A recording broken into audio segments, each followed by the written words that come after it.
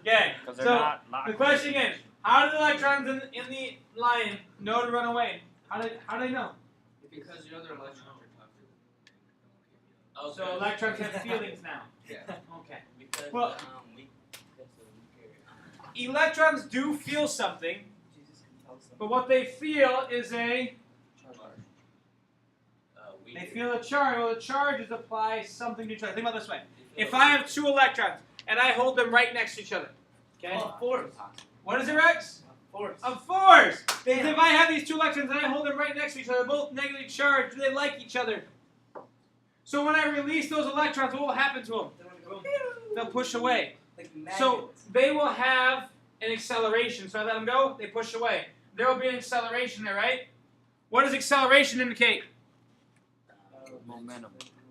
No, acceleration does not indicate momentum. Acceleration indicates a force.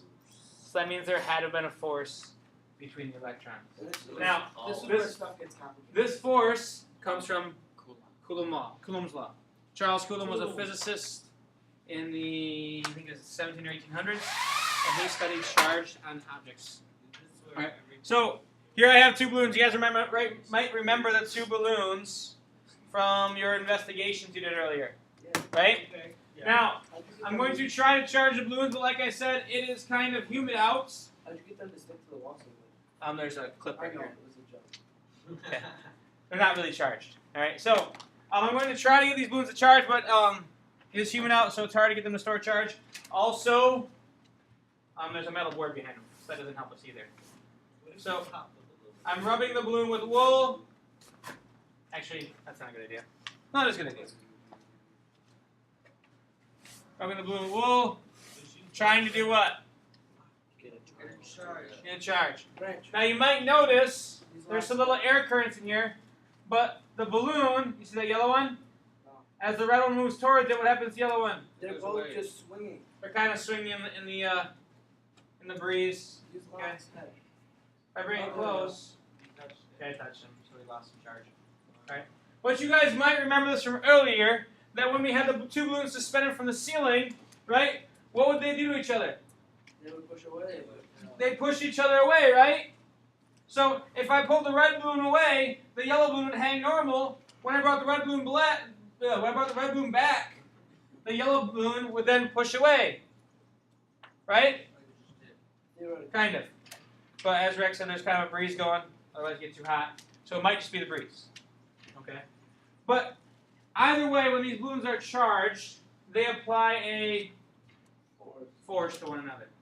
Now, do these balloons, do they acquire the same charge or different charges? The same charge. Okay? If I rub the balloons with the wool, they will both get the same charge. They'll both get negatively charged. Okay? If I rub the balloons on Locke's head, like Rex was suggesting, they both will get a negative charge. Because the balloons like electrons, so they'll take electrons on. Right? So they're both negatively charged, so that means these balloons push away on each other. So is that an attractive or repulsive force? Repulsive force, just like most of your guys' dates at prom, right? Repulsive forces. Get away from me. Just joking. Just joking. All right. So repulsive force means they push apart. All right. Now, let's say both these balloons have 10 extra electrons. Okay? So both balloons have 10 extra electrons. 10 more than they would if they were neutral. So they both have overwhelming negative charges. Right? Negative 10, negative 10.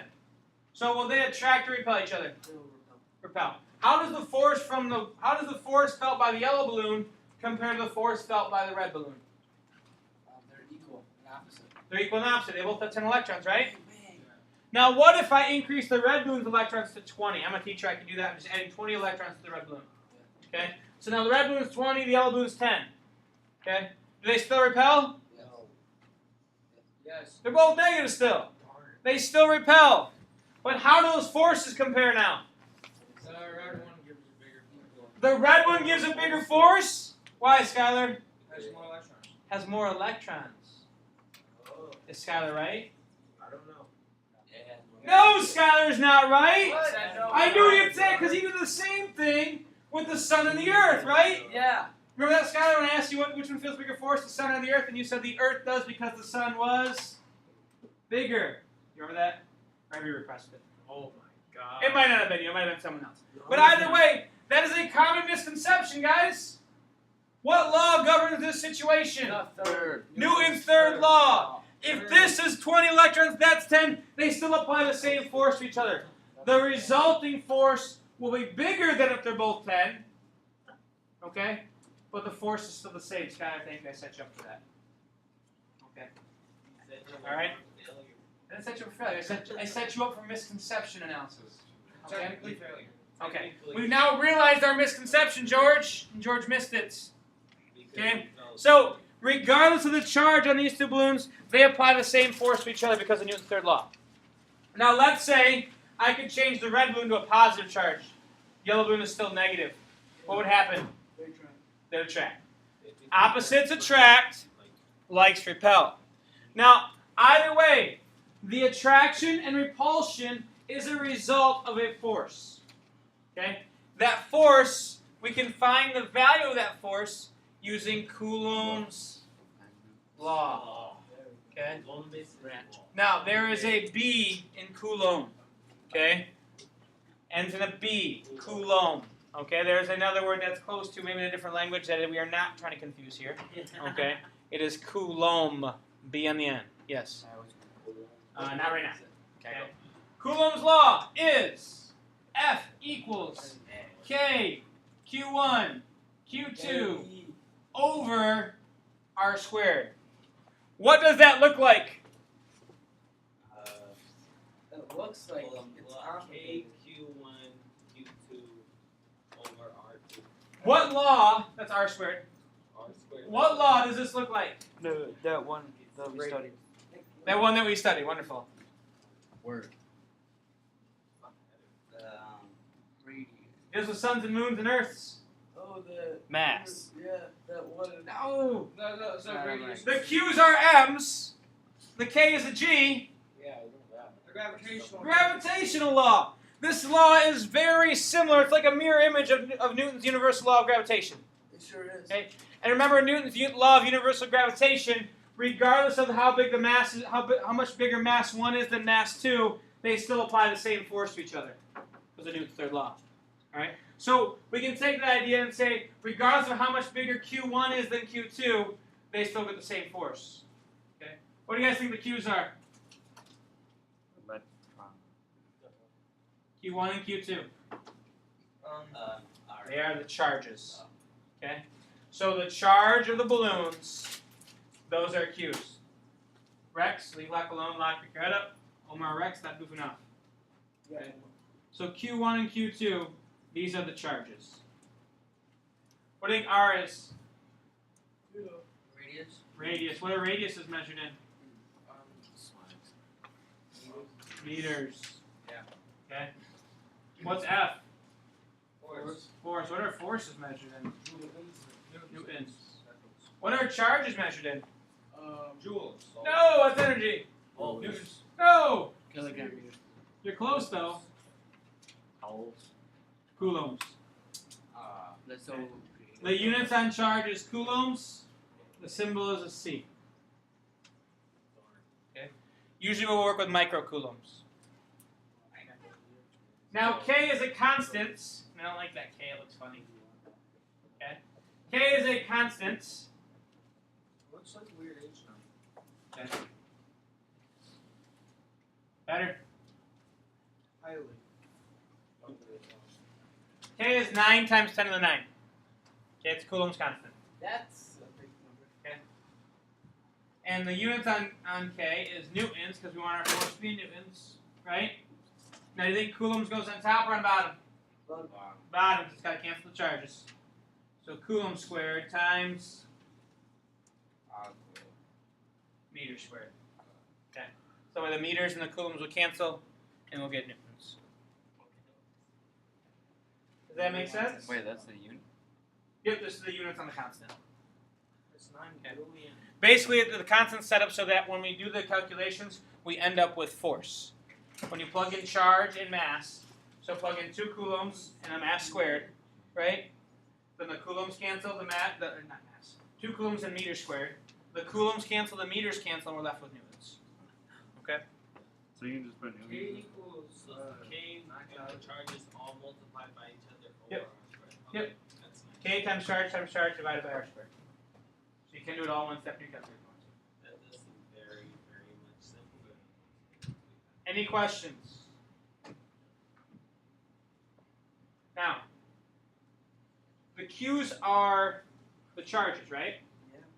If my 2 balloons are positively charged, what's going to happen? So let's say I have 2 positive charges, Q plus and Q plus. What's going to happen to those charges? They're going to attract or repel? Repel. So their forces are which way? Outward, right? Now, if I plug in 2 positive numbers into this equation, remember radiuses can't be negative. If I plug in 2 positive numbers into this equation, what's my force going to be? Positive. Positive times positive makes positive, right? Oh, forgot. This force is vector subtraction. Doesn't matter. All right. So these Q's are both positive, right? My force will be positive, right? Yeah. It means, so positive force means we are attracting or repelling. What do you think? 2 positives repel, right? 2 positives make a positive force. So positive force means we repel. Right? So if F is positive, so this will lead to a positive force. That means we repel. Is there any other way to get a positive force? 2 negative. 2 negatives, good. Okay? If I have 2 negatives in here, the negatives cancel, we still end up with a positive force, right? Yeah. 2 negative charges next to each other will also repel. They feel forces outward. That's why the leaves and the electrons separate. Neutral. Right? So, we have positive forces, which means repulsion, if we have 2 positive charges or 2 negative charges. Right? So we feel repulsion if we have 2 positives or 2 negatives. Does that make sense? Okay. What if it's neutral? Neutral charges are not called charges then. It's called neutral. And we don't worry about there's no force then. Okay? If I take 2 neutral objects and set them next to each other, like my cup and table, then No, not like a neutral object you're gonna charge. nothing happens. There's a small attraction there. But if we look at a neutral object and a charged object, then you can think about the movement of the charges on that neutral object, and you can figure out how much closer the negative charge or positive charge is to the actual charged object, and then you can figure out net force from there. Okay? Where the force between the 2 positives would be positive, the force between the positive and negative would be negative. It's a complicated problem. Okay. All right, so how can I make the force negative then? Positive and like Shake it up. positive and A positive and a negative. So if I have a positive Q and a negative Q next to each other, let's spread them apart a little bit. So if I have a positive Q and a negative Q next to each other, positive charge and negative charge next to each other, then what happens to those 2 charges? They attract. What happens to my force in the equation? One's positive, one's negative. The answer is not 0. We multiply. A negative. So if I have a negative force, that means we attract. Okay? And the only way we get negative is with 1 positive and 1 negative charge. So I told you direction matters for force, right? Right? Now if we have a negative force, so like in this case, does the negative force mean to the left or to the right? It means neither. Right? Yeah. Here we'd have positive forces. Does positive mean to the left or the right? Means neither. Okay? Positive forces means away from the center. Okay? The spot directly in between the middle of the charges. Positive force means away from that center. Okay? It's like we're thinking about circles now. Positive force means we're moving away from the center of the circle. We're making a bigger radius. Okay? Negative forces means we're moving towards the center of the circle. we're making a smaller radius. Remember this R, right? R stands for radius. The reason why it's an R here is because we're kind of working in a polar graph, a circular graph. Okay? As R gets bigger, we're moving away from the center. As R gets smaller, we're moving toward the center. All right?